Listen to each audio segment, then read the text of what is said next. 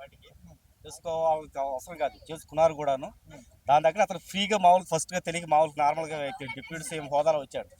కానీ అక్కడ సీఎం గారు చంద్రబాబు నాయుడు గారు కూడా టికెట్ కొని లోపలికి వచ్చాడు. ఈ కాన్వర్సేషన్ అంతా చూసిన తర్వాత అతను మనస్ఫూర్తిగా చెప్పాడు, మేడం గారు ఫ్రీగా పిలిచారు కానీ నేను వచ్చాను, కానీ నాకు సబబు అనిపించలేదు, కాబట్టి నేను 50 lakhs నేను డొనేషన్ మనస్ఫూర్తిగా చేయడానికి అంగీకరిస్తాను అని చెప్పేసి ఆయన మానవత్వాన్ని గొప్పతనాన్ని చాటుకున్నాడని చెప్పేసి మేము అందరం భావిస్తాం. అంటే టీడీపీలో ఉన్న వాళ్ళు ఇప్పటికైనా ఈయన గొప్పదనం అర్థం చేసుకుంటారా అనేది. ఆల్రెడీ మౌల్డ్ అయిపోయారు. టీడీపీ ఫస్ట్ వ్యతిరేకించారు. డిప్యూటీ సీఎం ఇంచుమించు దాదాపు చంద్రబాబు గారితో సమానం డిప్యూటీ సీఎం అంటే. ఇప్పుడు ఆ మౌల్డ్ చేసుకున్నారు కాబట్టి జనం కూడా ఇతని మంచితనాన్ని, ఇతను పరిపాలించే విధానాన్ని అన్నిటి సునిశ్చితంగా గమనిస్తూనే ఉన్నారు. గమనిస్తూ ఈయన ప్లస్ పాయింటే కానీ చంద్రబాబు గారికి మైనస్ పాయింట్ కాదు. ప్లస్ ఆంధ్రప్రదేశ్ రాష్ట్రానికి కూడా ఇతను ఉపయోగపడే వ్యక్తే కానీ కీడు చేసే వ్యక్తి కాదు. ఇతను ఉండటం వల్ల రాష్ట్ర డెవలప్మెంట్ జరుగుతుందని చెప్పేసి అన్ని రకాలు ఇప్పుడు 90% జనసేన టీడీపీ సపరేట్ అని ఎవరు అనుకోవట్లేదు. ఈక్వల్ అయిపోయింది రెండు కూడా.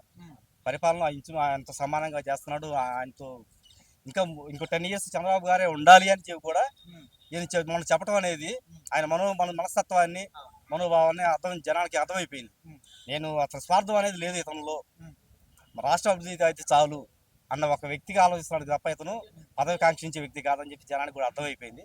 దాని తగ్గట్టే నన్ను నడుచుకుంటున్నాను. అంటే ఇంత గొప్ప పనులు చేస్తున్నప్పటికీ కొంతమంది ఎందుకు వ్యతిరేకంగా అంటే చెడు చేయాలని ఎందుకు చేస్తున్నారు అనుకోవచ్చు. సార్ చెడు చేయాలని చెప్పేసి ఎవరు అనుకోవట్లేదు సార్. వాళ్ళ వ్యతిరేక వర్గాలు ఉంటాయి కదా, 100 మందికి 100 members మంచిగా ఉండరు కదా, కనీసం 20 members జులాయి వేదవులు రాష్ట్రాన్ని వాళ్ళ స్వార్థం, వాళ్ళకి క్యాస్ట్ ఫీలింగ్తోనో ఇంకో ఫీలింగ్తో చూసే వాళ్ళు ఉంటారు కదా, వాళ్ళు వ్యతిరేకిస్తారే తప్ప ఎవరు కూడా ఆయనకి 80% ఆయనకి అనుకూలంగానే ఉన్నారు సార్.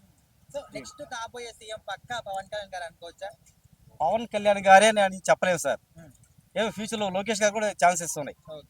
ఆయన ఒక విద్యాశాఖ మంత్రిగానే కాకుండా రాష్ట్రం డెవలప్ చేయడానికి నిధులు తీసుకురావడంలో కానీ అన్ని విధాలు ఎక్సలెంట్గా వ్యవహరిస్తున్నారు.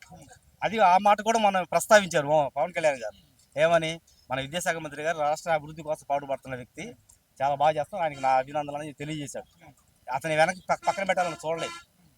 సో దానివల్ల కూడా వాళ్ళిద్దరూ ఉన్న ఛాన్సెస్ పవన్ కళ్యాణ్ ఆర్ లోకేష్.